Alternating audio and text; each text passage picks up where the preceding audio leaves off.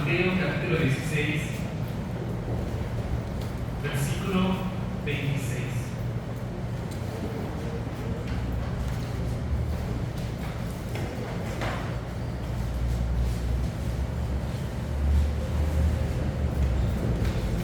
Repito la cita, Mateo 16, versículo 26. En esta mañana vamos a estar usando nuestras Biblias para buscar esos pasajes. Dice así la palabra: porque ¿qué aprovechará al hombre si ganare todo el mundo y perdiere su alma? ¿O qué recompensa dará el hombre por su alma? Oremos. Padre, te damos gracias, Señor, porque en esta mañana nos permites abrir la Escritura.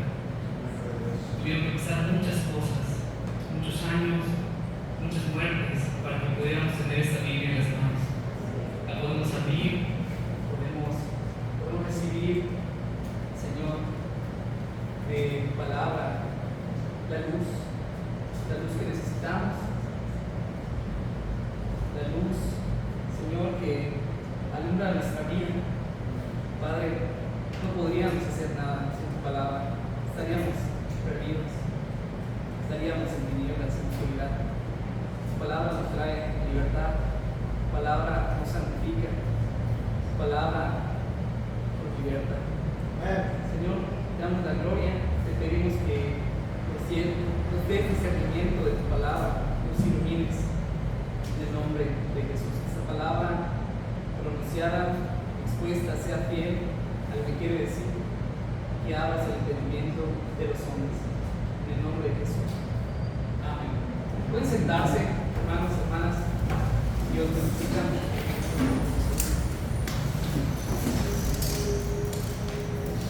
Juan Calvino, uno de los reformadores, dijo lo siguiente respecto al alma. Dijo que el alma es lo más valioso que el hombre tiene, más valioso que toda riqueza y placer del mundo. Sin embargo, los hombres viven como si esto no fuera así, porque voluntariamente han entregado sus almas a la destrucción. Esto dijo Juan Calvino. ¿Cuál es el valor que tú le has dado a tu alma? ¿Cuál valor le has dado? Porque ¿qué hay en el hombre que sea más valioso que el bien de su alma?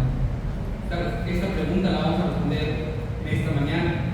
Aún el Señor ha valorado tu alma si eres un creyente, porque entregó a su Hijo para redimirla.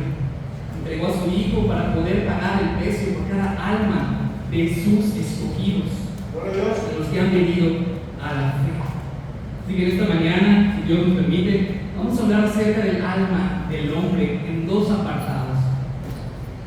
El hombre como cuerpo y alma sería el primer apartado, y el segundo, el alma después de la muerte.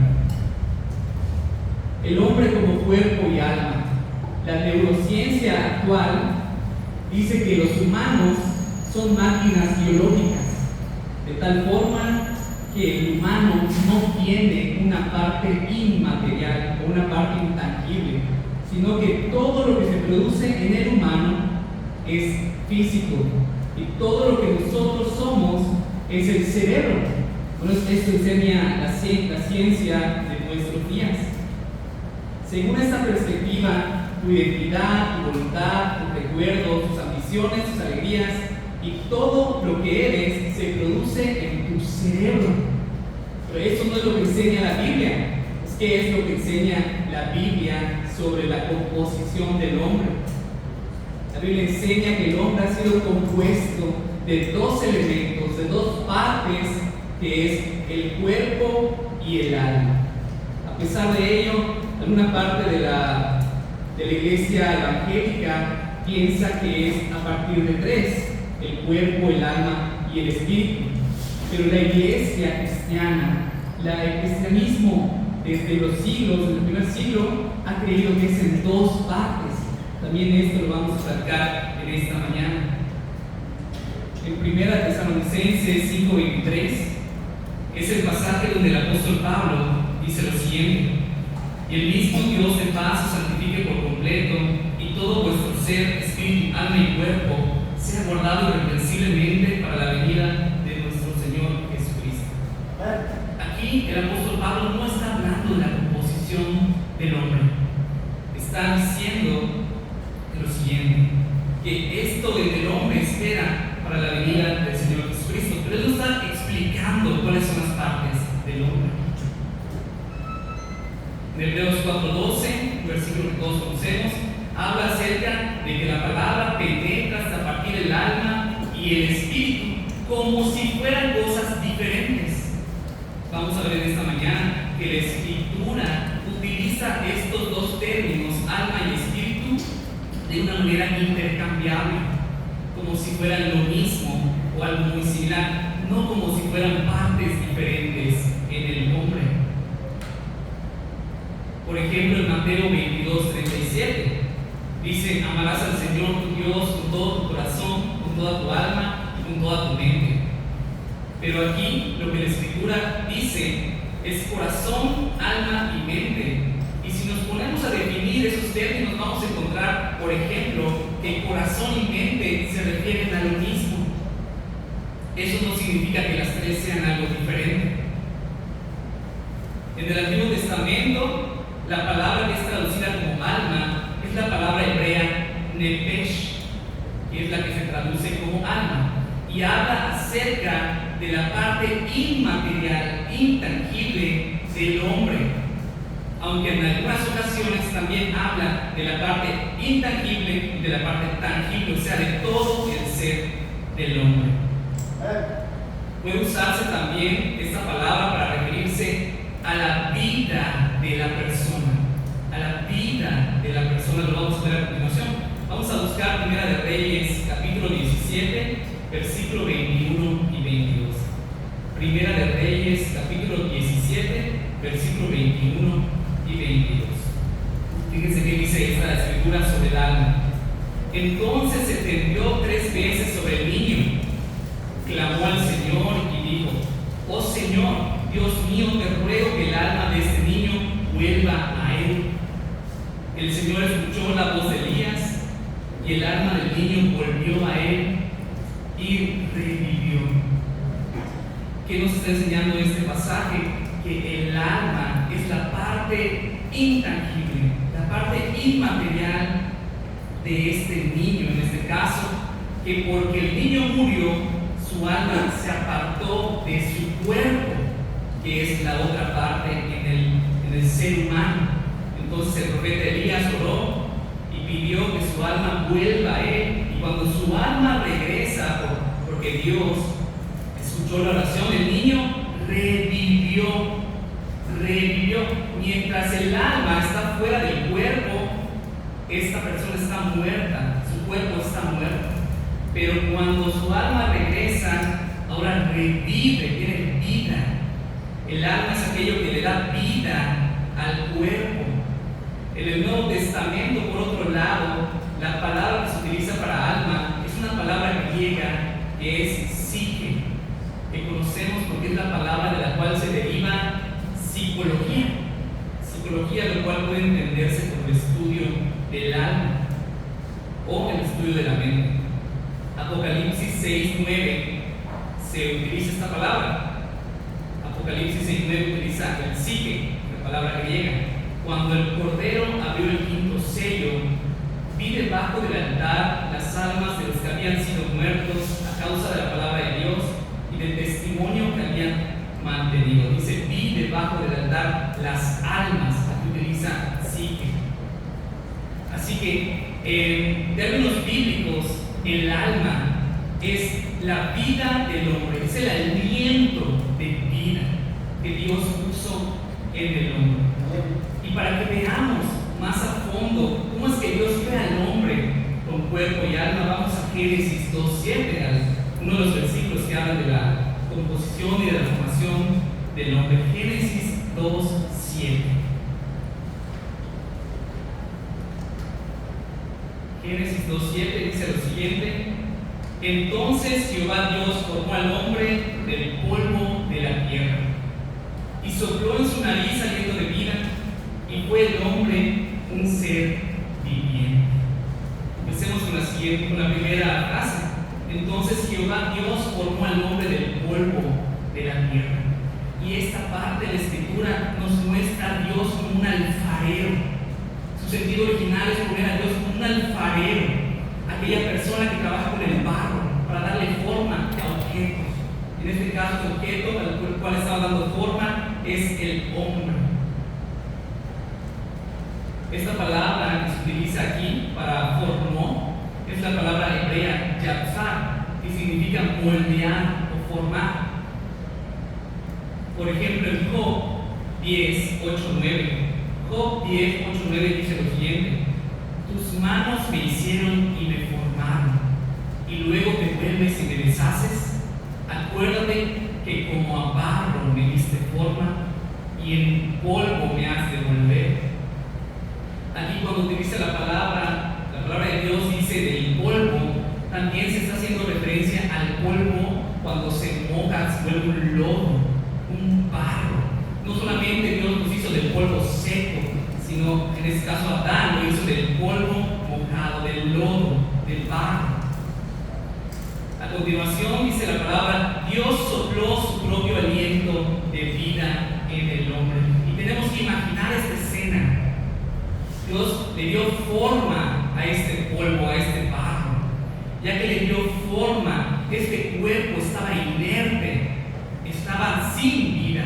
Era un cuerpo solamente, como cuando alguien está muerto, no se puede mover, no se puede poner de pie. No estaba de pie, sino que estaba seguramente tendido sobre el piso, pues no tenía fuerza, no tenía mente, no tenía voluntad, no tenía nada. Era un cuerpo inerte. Así que Dios se acerca y sopla su aliento de vida. Y este aliento de vida es el Espíritu de Dios, que ahora entra, como dice otra versión, por las fosas nasales del hombre de Adán, en este caso, y ahora este cuerpo tiene vida, se levanta, ahora tiene voluntad, tiene pensamiento, tiene fuerza.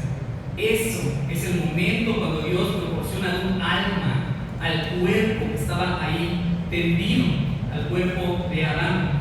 Entendemos pues que Dios es la fuente de la vida. Dios es la fuente de la vida, como cantábamos realmente aquí, coincidió, fuente de la vida eterna. Él puso la vida dentro del hombre.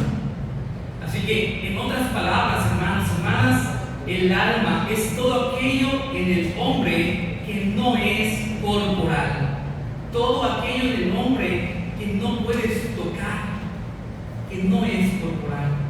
No sabemos mucho de sus características, no tenemos tanta información en la Escritura, pero sabemos que el alma fue creada y proporcionada por Dios. Y en cualidad es diferente al cuerpo. ¿Escucha por qué? Porque el cuerpo fue tomado de la tierra y el alma proviene del Espíritu de Dios. Su cualidad es diferente. No nacieron de lo mismo. Una vino de algo material, por lo cual el cuerpo es material, y el alma viene de Dios, el Espíritu de Dios, que no es tangible, por lo cual el alma tampoco es tangible. Fueron creados por separados en diferentes momentos, no fue al mismo tiempo. ¿No marca esto una fuerte diferencia entre el alma y el cuerpo? Escucha qué dice la Biblia de la Reforma sobre este tema. Lo voy a leer textualmente. La Biblia de Estudio de la Reforma comenta que tanto el cuerpo como el alma son creados por Dios y son aspectos distintos de nuestra composición. Nuestro cuerpo y alma constituyen una dualidad. No hay necesidad de añadir una tercera parte como el espíritu. La teología ortodoxa rechaza la perspectiva tricótoma de los seres humanos. Esta es la que afirma que somos concebidos con tres partes. Así que pasamos al siguiente aspecto de esta enseñanza, titulada El alma después de la muerte. Y si todos pusiéramos en un papel, en nuestra libreta, en nuestra pluma, ¿qué creemos que pasa después de la muerte? Lo más posible es que todos tengamos ideas muy diversas. Podríamos hacer en otro momento esa actividad, pero no lo vamos a hacer. Vamos a ver qué es lo que dice la Biblia respecto al alma después de la muerte. Y sin duda para la humanidad, uno de los grandes miedos, uno de los grandes temores es la muerte. Aún a veces para los cristianos también la muerte es un gran temor. Pero ¿qué es la muerte? Pues la muerte es la separación entre el alma y el cuerpo. Ya lo dijimos también anteriormente, como en Primera de Reyes 17, 21 al 22, que ya leímos. Dice: entonces se tendió 3 veces sobre el niño. Es el pasaje que ya leímos. Clamó al Señor y dijo: oh Señor Dios mío, te ruego que el alma de este niño vuelva a él. El Señor escuchó la voz de Elías y el alma del niño volvió a él y revivió, porque mientras había muerto, su alma había salido de él. Vamos a buscar Lucas 12, 16, para que podamos entender y confirmar que la muerte es la separación del alma del cuerpo. Lucas 12, versículo 16.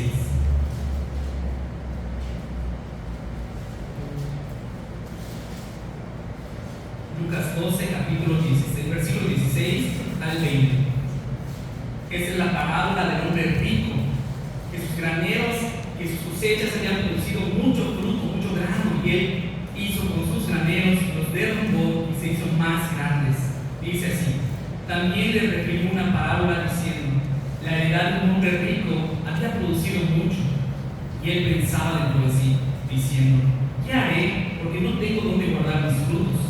Y dijo: esto haré, derribaré mis graneros y los edificaré mayores, y allí guardaré todos mis frutos y mis bienes, y diré a mi alma mía, muchos bienes tienes guardados para muchos años, repósate, come, bebe, regocíjate. Pero Dios le dijo: necio, esta noche vienen a pedirte tu alma, y lo que has visto, ¿de quién será?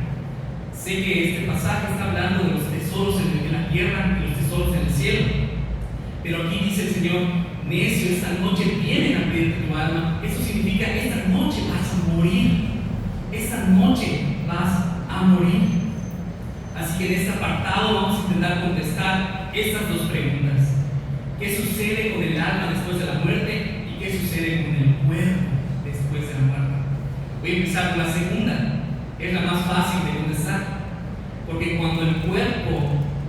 después de la muerte el cuerpo es enterrado, es sepultado, y allí esperará hasta la resurrección. Allí esperará hasta la resurrección. Pero ese no es el tema de hoy. El tema es el alma. ¿Qué sucede con el alma? Para ver este punto tenemos que aclarar una idea que ha causado mucha confusión en la iglesia. La Biblia utiliza la palabra dormir, la figura retórica dormir, para referirse a la muerte. Tal vez ya hayan leído en algunos pasajes cuando alguien muere dice que durmió, y esto ha causado que la gente crea, que la gente entienda que cuando una persona muere, su alma se suspende. A esta doctrina le han llamado el sueño del alma, que el alma queda inactiva, así como el cuerpo. Pero es esto lo que enseña la Escritura. Vamos a Juan 11, Evangelio de Juan, capítulo 11, versículo 11 al 14.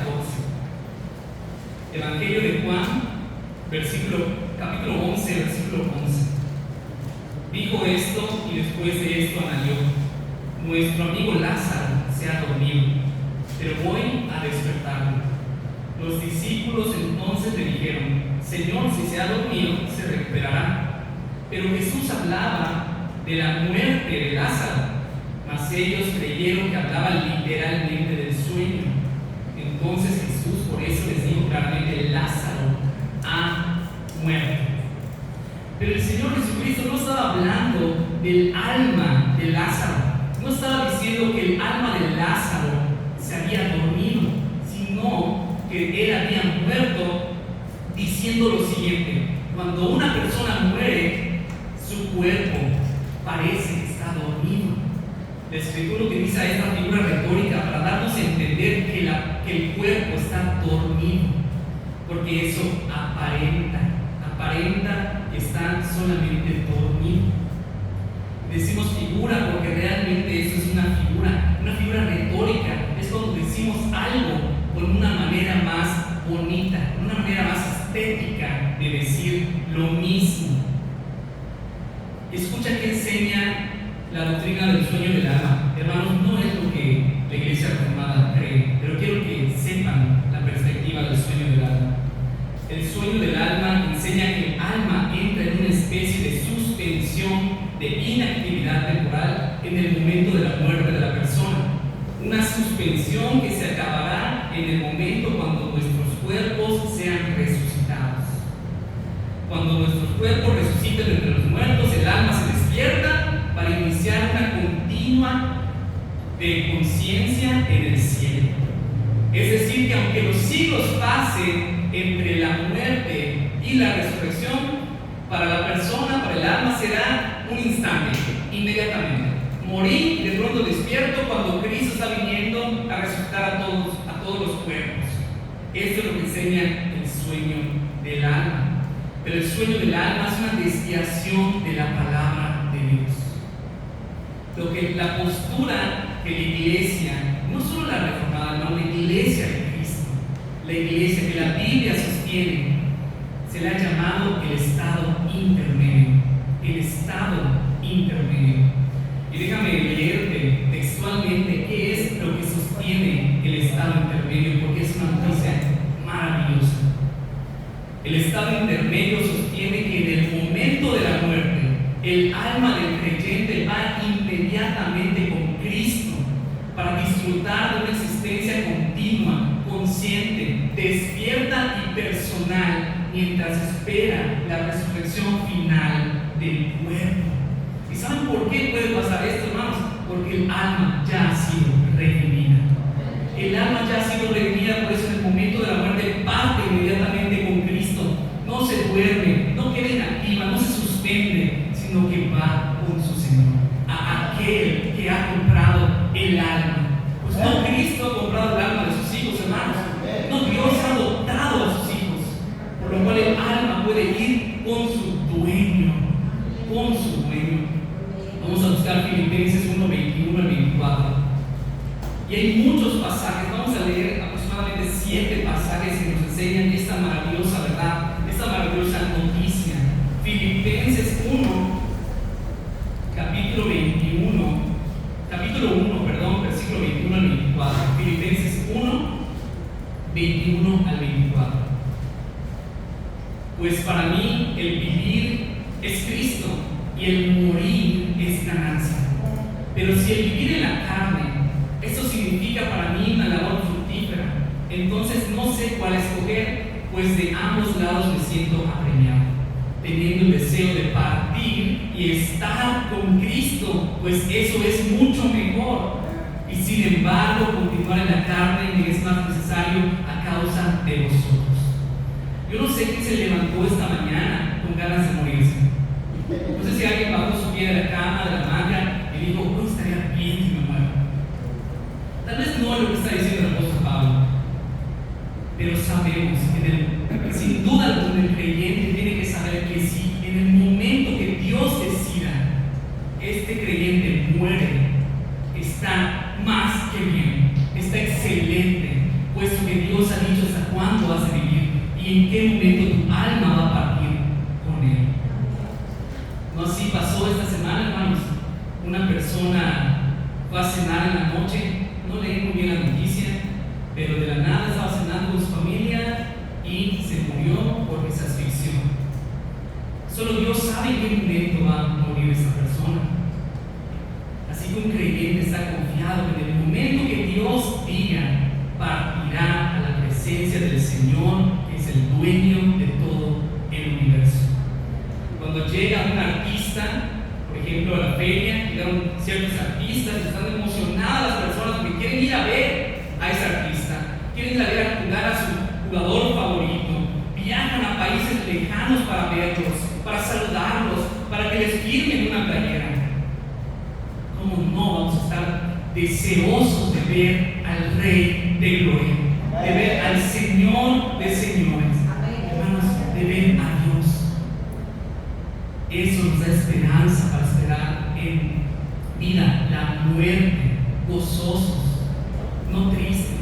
Sabemos que los incrédulos no quieren esa esperanza, pero los creyentes sí. Vamos a 2 Corintios 5, 6. 2 Corintios 5, 6.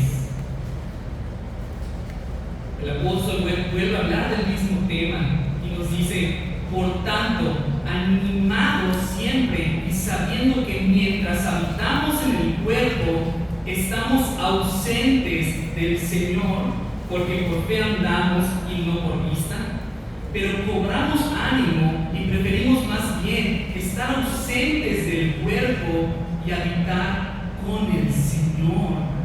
Habitar con el Señor.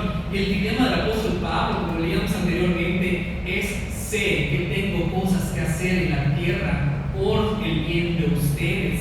Pues el apóstol Pablo era un maestro de la palabra, establecía iglesias, ponía pastores y líderes.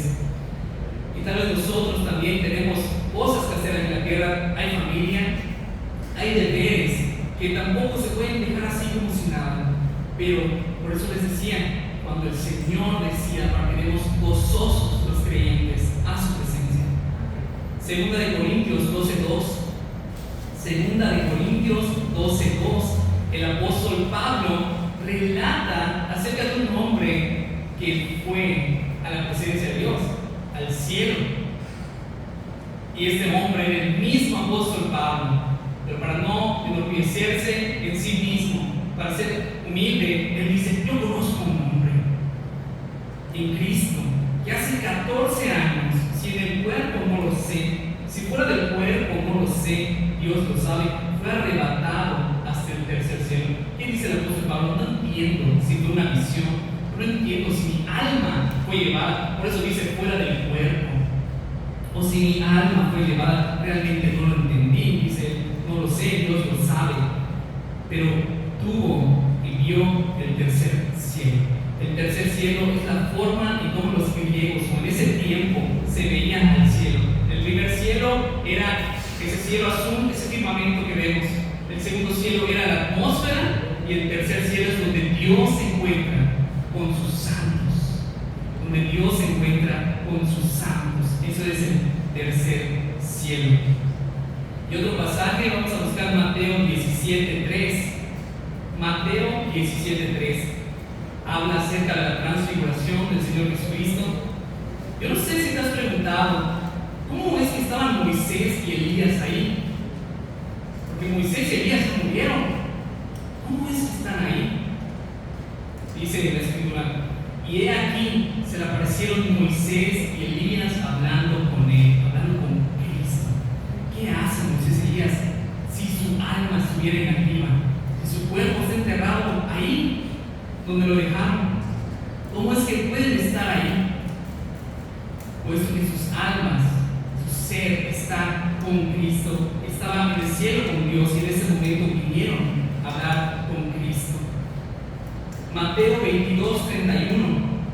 Mateo 22:31 nos muestra la perspectiva de cómo Dios ve las almas.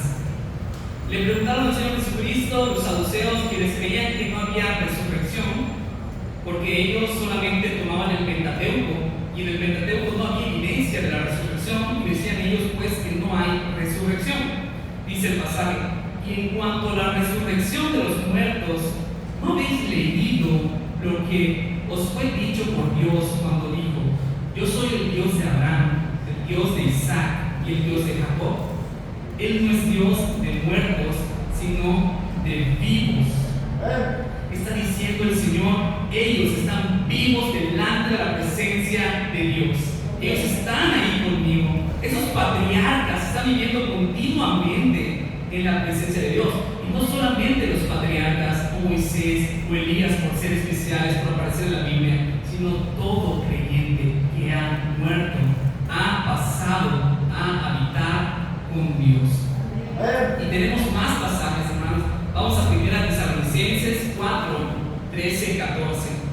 1 Tesalonicenses 4, versículo 13 y versículo 14. Dice el apóstol Pablo, pero no queremos, hermanos, que ignoréis acerca de los que duermen, esos son los que han muerto, para que no os entristezcáis como lo hacen los demás que no tienen esperanza.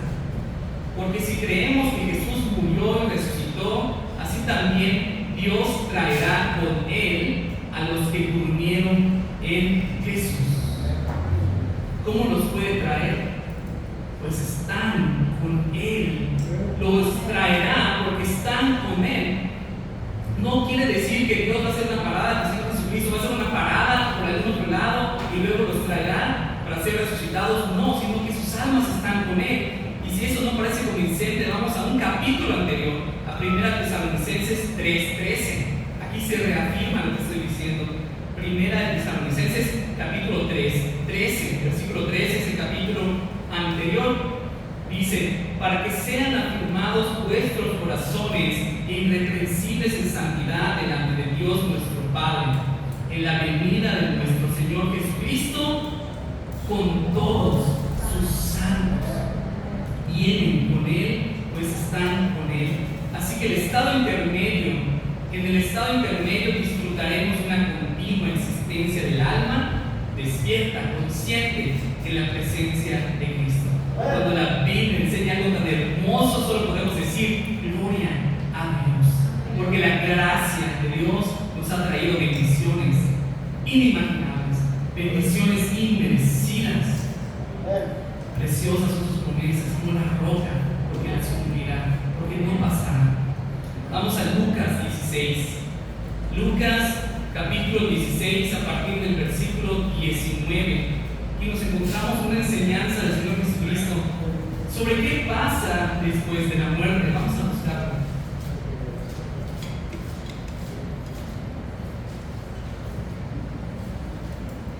Una enseñanza bastante interesante. Existe la controversia entre si es una historia real, tal cual como lo contó, o si es una parábola. Me he topado con más hermanos reformados que han dicho que es una parábola, aunque el Señor Jesucristo no dijo que sea una parábola. Sin embargo, lo que importa es lo que enseña el contenido, lo que enseña el contenido y lo que debemos de aprender. Dice así: había un hombre rico que se vestía de púrpura y de lino fino y hacía cada día banquete con esplendidez. Había también un mendigo llamado Lázaro, que estaba echado a la puerta de aquel, lleno de llagas, y ansiaba saciarse de las migajas que caían de la mesa del rico, y aún los perros venían y le lamían las llagas. Aconteció que murió el mendigo y fue llevado por los ángeles al seno de Abraham, y murió también el rico y fue sepultado, y en el Hades alzó sus ojos, estando en tormentos, y vio de lejos a Abraham y a Lázaro en su seno. La lectura hasta ahí, hermanos, déjenme poner un poquito en contexto. Este hombre rico, el Señor Jesucristo les estaba hablando a fariseos, aquellos que se vestían con las mejores ropas, les encantaba que los notaran, les encantaba dar la mejor imagen, pero que eran solamente sepulcros blanqueados. Así que esto lo dice por ellos. Y este hombre rico se vestía de la ropa más cara que se podría encontrar, de púrpura y de lino fino. Todos los días había un banquete en su casa. Y es muy interesante porque Lázaro estaba a la puerta de este hombre y tenía ganas de las migajas porque nunca salió este hombre, o nunca le envió alimento a Lázaro, a pesar de que se encontraba en su puerta. Nos dice que los amigos de Lázaro, el mendigo, eran los perros, animales que para los judíos no eran el mejor amigo del hombre, sino que eran animales sucios, animales salvajes, animales de carroña. Y digo que eran sus amigos porque ellos venían a curar las llagas de Lázaro. Lázaro estaba enfermo de una enfermedad tal vez similar a la lepra. No consideramos que sea lepra, pues no podría estar dentro de la ciudad. Pero era una enfermedad que le había dejado llagas que no sanaban. Y ahí los perros buscaban ayudarle, lamiéndole las heridas. Entonces, hermanos, quiero mencionar que ser pobre, como dije en algún momento, no de la enseñanza, no garantiza ser salvo. No es lo que el pasaje está enseñando. no está hablando de la salvación, está hablando de qué pasa con el alma, a dónde se van los hombres. Así que aconteció que murió el mendigo y fue llevado por los ángeles al seno de Abraham. Vamos a empezar por ahí. ¿Qué es el seno de Abraham? ¿Por qué lo enseña con esta figura el pasaje? Bueno, esa expresión del seno de Abraham proviene de la palabra griega kolpos y significa que estaba recostado sobre el pecho de Abraham. Así como en algunas ocasiones al apóstol Juan, de hecho el pasaje que menciono es Juan 13:23, nos dice que uno de sus discípulos, el que Jesús amaba, estaba en la mesa reclinado en el pecho de Jesús. Así lo dice la versión de las Américas. La versión Reina Valera dice que estaba recostado sobre Jesús. Entonces esta es la idea, que el mendigo había sido llevado y ahora estaba en un lugar recostado en el pecho de Abraham. ¿Y qué significa esto? ¿Qué quiere decir este lugar que es el seno de Abraham? Hermanos, a continuación voy a utilizar varios versículos para hablar de este lugar a donde van los creyentes. Y solamente quiero que quede clara una cosa: esos lugares es a donde parte el creyente después de morir. Pudiéramos encontrar algunas diferencias, sí, pero no me voy a enfocar en eso. Voy a enfocar en que entendamos que a estos diversos lugares va a ir el creyente y que los tres son un lugar donde van a habitar con Dios, que posiblemente significan lo mismo. Por ejemplo, en primer lugar, para entender por qué al seno de Abraham, vamos a Mateo 8:11. ¿Por qué se le llama seno de Abraham? Es el lugar donde va a estar el alma del creyente y va a disfrutar de la presencia de Dios. Mateo 8:11. Y os digo que vendrán muchos del oriente y del occidente y se sentarán con Abraham, Isaac y Jacob en el reino de los cielos. ¿Dónde estaban Abraham, Isaac y Jacob? Vivos en la presencia del Señor, de acuerdo al pasaje que leímos anteriormente. Y en Lucas 13:29 es el mismo pasaje, nada más que en otro evangelio, con la misma idea. Menciona que se sentarán a la mesa, y comerán y cenarán juntos todos los escogidos de Dios, todos los escogidos, los hijos de Dios que han pasado a su presencia. Y en Lucas 23:43 le dice el Señor Jesucristo a ese ladrón que estaba al lado: de cierto te digo que hoy estarás conmigo en el paraíso. El paraíso también es otra forma de llamarle a este lugar donde parten las almas de los creyentes. Paraíso se deriva de la palabra griega que significa jardín. Jardín, paraíso está diciendo jardín, y se refiere al lugar donde habitan los santos con Dios. Así que tenemos el seno de Abraham, o el paraíso, o el cielo, ahí, o el tercer cielo, que es donde está el Señor con sus santos. Por otro lado, dice que acerca del rico, nos dice: y el rico también murió y fue sepultado, su cuerpo fue enterrado, sepultado. ¿En dónde abrió los ojos? Alzó sus ojos en el Hades, estando en tormentos. ¿Qué es el Hades? El Hades es el lugar de los muertos. Y la palabra Hades proviene del griego, que significa exactamente el lugar de los muertos. Pero que quede claro algo, hermanos: ahí no van los creyentes. Hay una división. ¿A dónde fue Lázaro? Al seno de Abraham. ¿A dónde fue el rico? Al Hades. No hay creyentes en el Hades, de acuerdo a esta enseñanza. Otra forma de llamarle al Hades es lo que se le llamó en hebreo Seol. El Seol es el lugar de los muertos, pero en hebreo, pero hace referencia al mismo lugar. Pues sabemos que el Antiguo Testamento está escrito más en hebreo y el Nuevo Testamento en griego. Por otro lado, también tenemos la palabra griega Gehenna, que hace referencia exacta al infierno. Y repito lo mismo, hermanos: no me voy a centrar en decir cuál es la diferencia de cada una entre Seol, Hades o infierno, no lo voy a hacer, sino que voy a decir que los incrédulos van a partir a este lugar, donde serán atormentados. Llámese Hades, llámese Seol, llámese infierno. Lo vamos a estar confirmando a continuación. Vamos a Lucas 12:5. Lucas 12:5.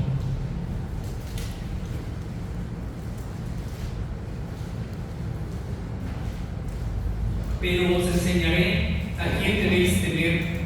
Temed a aquel que después de haber quitado la vida tiene poder de echar en el infierno. Sí, os digo, a ese temed, y ese es Dios, aquel que te quita la vida, que te puede quitar la vida y mandarte al infierno.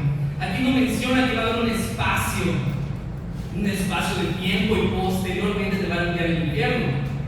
El infierno, hermanos, ya está activo, ya está recibiendo las almas de los incrédulos. Así como el rico estaba siendo atormentado, castigado, el infierno está siendo llenado de esas almas. Así que no es para muchos lugares, muchas iglesias, cómodo hablar del infierno. El Señor Jesucristo habló del infierno en determinadas veces, en muchas ocasiones. Mira que dice 2 de Pedro 2-4. Perdón, 2 de Pedro capítulo 2, versículo 4. Esto nos confirma que el infierno está activo, está recibiendo a estas almas. 2 de Pedro 2:4 dice: porque si Dios no perdonó a los ángeles que pecaron, sino que los arrojó al infierno, los entregó a prisiones de oscuridad para ser reservados al juicio. Lo que también podemos entender como el infierno podría ser el lago de fuego de Apocalipsis 20, pero aquí nos dice que el infierno ya está aquí. Se le puede llamar tal vez a los dos el infierno, pero la palabra dice que el lago de fuego lo llama como lago de fuego. Así que este Seol, este Hades, este infierno, es un lugar temporal donde se guardan las almas de los incrédulos mientras esperan la resurrección final para ser sentenciados en el juicio del gran trono blanco. Eso es en Apocalipsis. Vamos a Mateo 11:23. Mateo 11:23 dice: ¿y tú, Capernaum, acaso serás elevada hasta los cielos? La respuesta retórica a la pregunta es no. Hasta el Hades descenderás. Porque si los milagros que se hicieron en ti se hubieran hecho en Sodoma, esta hubiera permanecido hasta hoy. ¿Qué está diciendo este pasaje? Que los que tienen fe en Cristo, los que se han acercado a Cristo por la fe, serán elevados hasta los cielos. Y los que no han creído descenderán hasta el Hades. Por eso siempre se creyó que el cielo está arriba y que el infierno está abajo. Y que el infierno está abajo. Decía el pastor Sober Michelin que hubo un hombre que una vez se adentró en un país hasta lo más profundo de ese lugar y que había escuchado por medio de aparatos de sonido, de audio, había encontrado registros de voces, de clamores y de llantos, de sufrimiento, que lo había encontrado en un país por ahí de Europa. Pero no exactamente se encuentra debajo de la tierra. Es una forma de decirlo. Y decía el hermano: ¿y qué aparatos podían soportar tanto calor? Porque decía que el registro de la actividad térmica era demasiado alto, que nadie lo podía soportar. ¿Cómo este hombre había llegado a ese lugar? Pues no fue así, no lo iba a encontrar debajo de la tierra. Solo es una forma de decirlo. Salmos 9:17. Estamos leyendo Mateo 11:23 y Salmos 9:17 para entender quiénes son los que van al Hades, quiénes son los que van al Seol. Ya vimos que los que no creen, dice, porque si los milagros que se hicieran en ti se hubieran hecho en Sodoma, es decir, hubiesen creído y hubiesen subido al cielo. Y por Capernaum no se refiere a la ciudad en sí, sino a las personas de la ciudad. Salmos 9:17. Los malos serán trasladados al Seol. Todas las gentes que se olvidan de Dios. En la versión de las Américas dice los impíos serán trasladados al Seol. Así que en el Seol, en el Hades, en el infierno, están las almas de de los que no han creído, de los incrédulos, de los que han vivido para sí, de los que se han olvidado de Dios. Mientras que las almas de los justificados van directamente a la presencia de Dios en el momento de su muerte. Llámese cielo, llámese paraíso, llámese el seno de Abraham. Amén, hermanos. Así que voy a ir terminando con estos siguientes comentarios. ¿Quién ha pagado por tu alma? Cristo. Amén. ¿Quién tiene la posesión? ¿Quién tiene la carta, la escritura de tu alma? Es importante que te lo plantees. Algunos piensan que se puede vender el alma al diablo a cambio de algo. De hecho, el diablo ofrece riquezas, el diablo ofrece gloria aquí en la tierra, ofrece dinero, ofrece mejor trabajo, para que te concentres en esta vida terrenal. Pero no es muy difícil venderle tu alma al diablo. Muchos ya lo hicieron desde el momento que nacieron. Su alma está en posesión del enemigo, puesto que son incrédulos al momento de nacer y de nacer con el pecado de Adán. ¿Por qué lo digo de esta manera? Porque el alma de una persona va a ir a donde esté su dueño. Si Cristo está en el cielo, el alma de los creyentes va con Cristo. Y si el enemigo, el Satanás, va a estar en el infierno, sufriendo también, castigado, y va a ir al lado del fuego al final, ahí estará el alma de aquellos que se han entregado a este mundo. Por otro lado, el alma de los creyentes, el alma de las personas, solamente puede ser comprada por Cristo o entregada a Satanás. Entregada a Satanás, pues nadie ha obligado a la humanidad a entregarse a Satanás. Lo han hecho voluntariamente. Lo han hecho voluntariamente. No se necesita vender el alma. Cuando una persona vive con la mente y el corazón puestos en esta tierra, cuando vive para satisfacerse a sí mismo y sus pecados, su alma está en posesión del enemigo, pues él es el príncipe de este mundo. Él es el príncipe de este mundo. Vamos a Salmos 49. Salmo 49, versículo 7 al 9, dice lo siguiente. Salmo 49, versículo 7 al 9.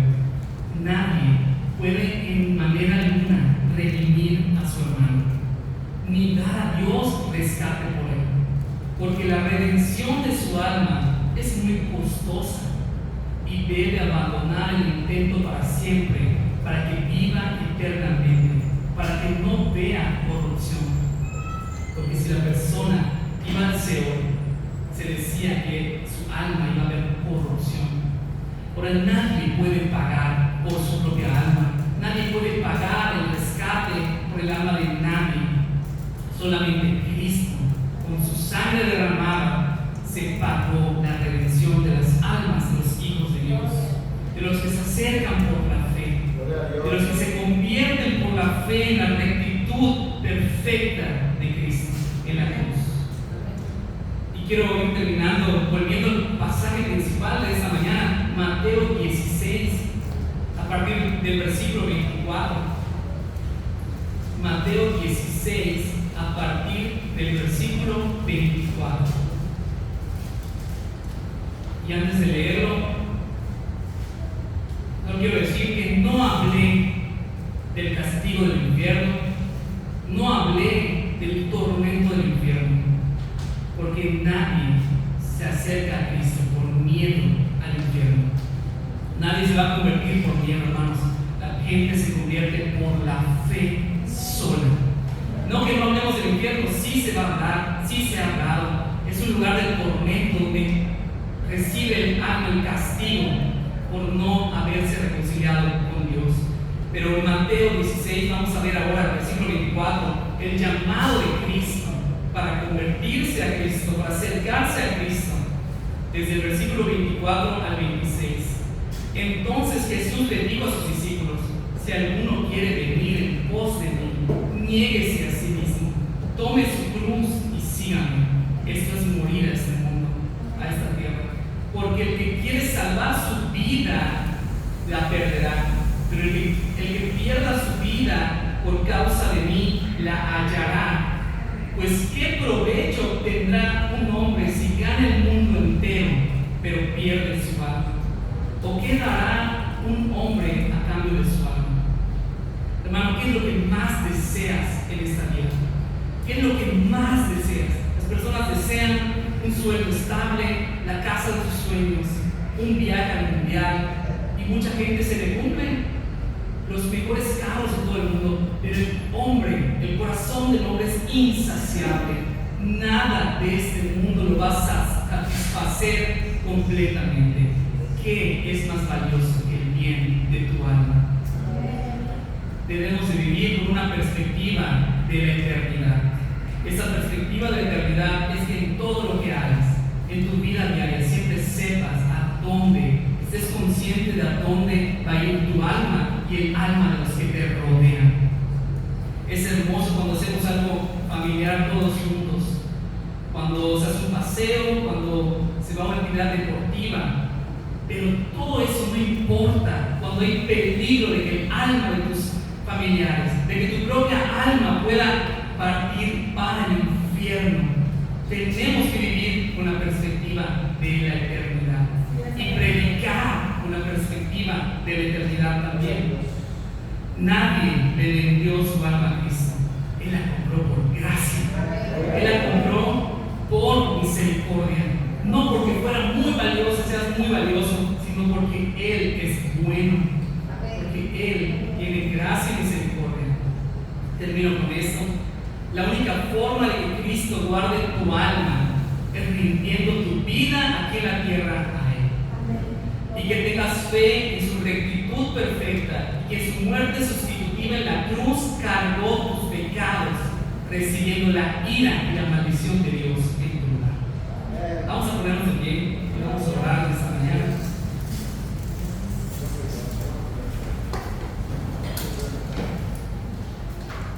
Vamos a orar. Padre, te damos muchas gracias por tu palabra. Te damos gracias, Señor, porque es nuestra lumbre. No sé qué haríamos si no la tuviéramos. Gracias por esos hombres que dieron su vida para hacernos llegar, porque en todos estos años tu providencia, Señor, nos la trajo. Nos la trajo, podemos abrirla, podemos estudiarla. Señor, danos un hambre mayor por tu palabra. Danos un entendimiento y un discernimiento por tu palabra, Señor. Que tu Espíritu Santo es aquel que nos habla la verdad de todas las cosas. Pero a veces nosotros, Señor, nuestra mente es incapaz. A veces aún nuestra lectura, Señor, es mala. Somos, Señor, incapaces sin tu Espíritu Santo. Ayúdanos, Señor, ayúdanos a proclamar esta verdad. Proclamar la verdad del destino de nuestras almas. El destino, Señor, inmediato después de la muerte para nuestras almas. Padre, trae a tu presencia, Señor. Trae, Señor, a tu iglesia, a aquellos que han de creer, a aquellos que han de vivir para ti. Señor, recibe la gloria, recibe la honra, porque para ti, por ti, Señor, para Cristo, son todas las cosas, todas las visibles, las invisibles, para la gloria de tu nombre, en el nombre de Cristo Jesús. Amén. Pueden sentarse, vamos a